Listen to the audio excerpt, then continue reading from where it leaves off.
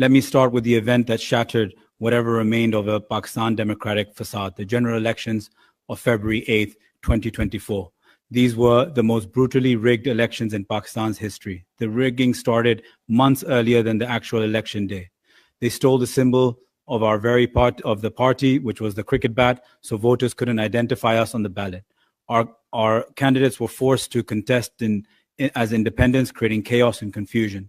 Nomination papers were rejected, rallies were banned, banners were torn down, flags were forbidden, leaders were jailed, exiled, driven underground. Many of them are here today. Yet the people of Pakistan rose to the challenge. And one of the highest turnouts in our history, the Pakistanis came out and voted for change. Independent data and independent observers have both shown with academic fact that PTI-affiliated candidates have won over 170 to 180 seats in the existing parliament. Unfortunately, overnight, from 24 to 72 hours, those votes results were all changed. As a result, Pakistan Tehreek-e-Insaf couldn't form a government. Brutality continued. There were too many votes for even the constituency that even held the amount of constituents. So if a constituency had 400 votes, somehow the person who got the vote changed in Form 47 had 450,000 votes. So overnight, populations grew by 50 to 100,000. Let me be very clear that Pakistan's 2024 elections were neither free nor fair. They were engineered to silence the democratic voices of millions. As if crushing democracy at the ballot box wasn't enough, Pakistan's rulers then turned their knives to the judiciary. Through the 26th constitutional amendment, they rewrote the rules of justice. They stacked the Judicial Commission with politicians, loyalists, stripping judges of independence.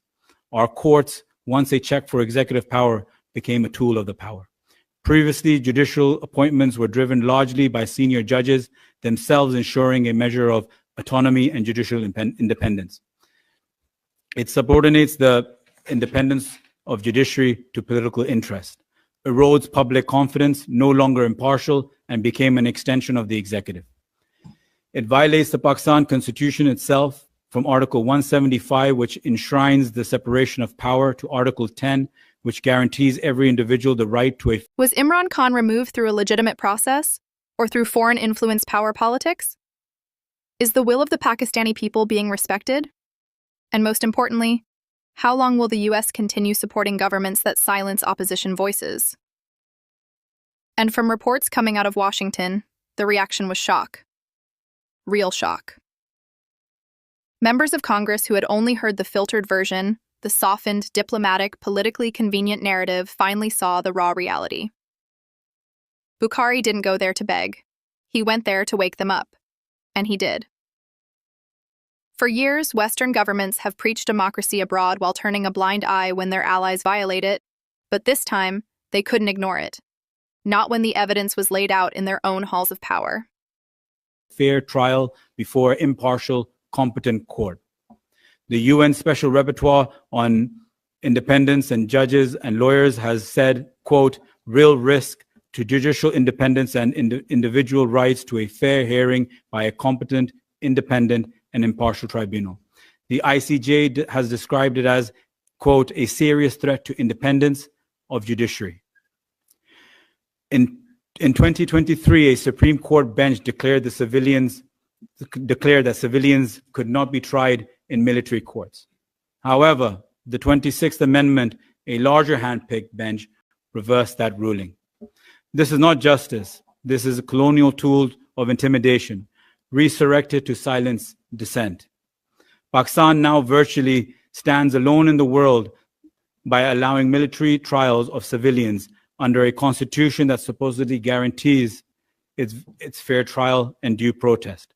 The ICJ says it's a travesty of justice, glaring surrender of human rights. I want to add that these military courts, after May 9th, 2023, convicted 104 civilians, mostly PTI supporters, voters, or activists, were sentenced to a prison term of up to 10 years. every single one of them was convicted. So 100% conviction rate. These trials were held in secret, in dark rooms where family and public were barred from attending. No charge sheets or judgments have been published till date. Trials happen, documents are hidden from lawyers and the legal team, so not a single document can leave that courtroom till date.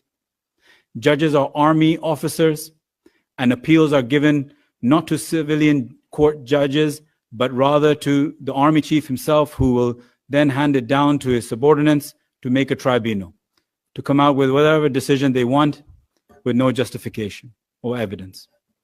Even the sentences are arbitrary. Some were jailed for a year, others were jailed for a decade. No clear reason except political punishment. An example is Barrister Hassan Khan Niazi, Imran Khan's nephew, who was sentenced to 10 years despite minor allegations.